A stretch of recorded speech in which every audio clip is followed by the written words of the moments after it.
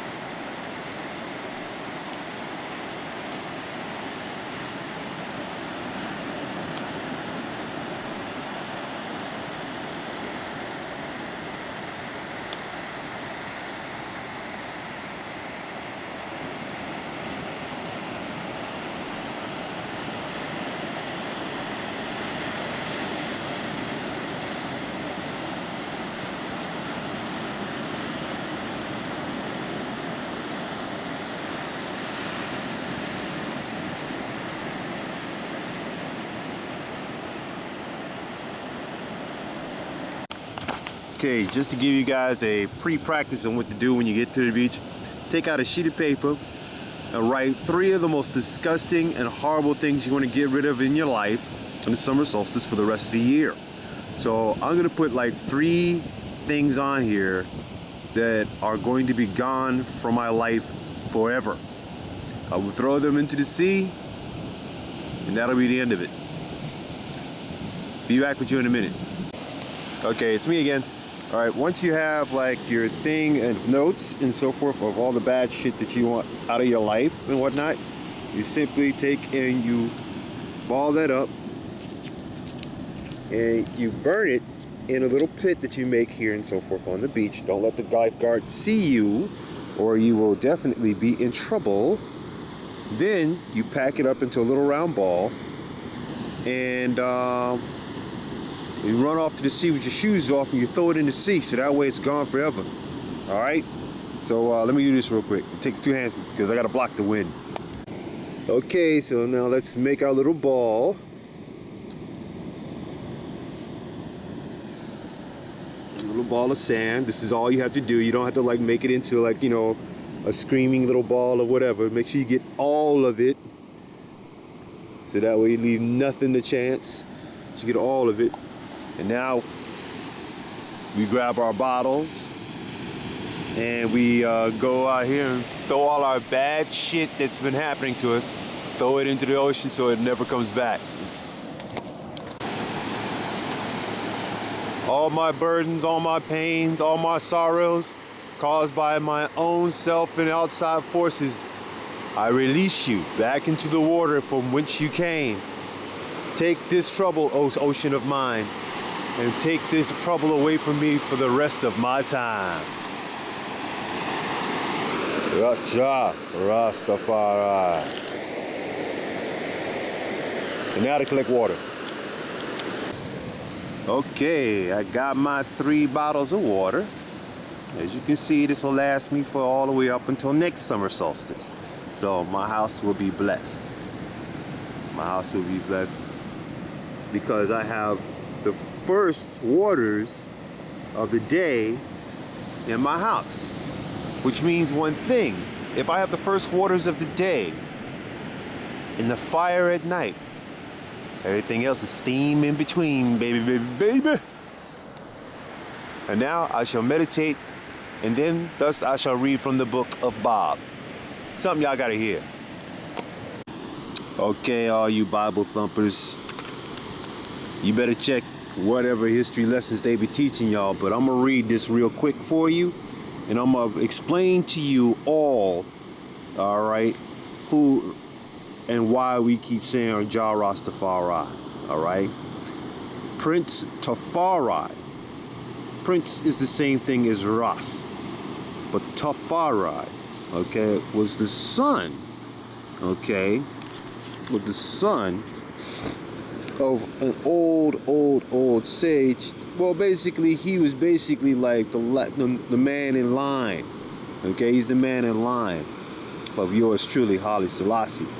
But as he explains it, okay, that the ravishing and wealthy Queen Makeda had learned of the great Solomon from Ethiopian merchant Prince Tarim, who owned almost 400 ships and caravans numbering 500 camels.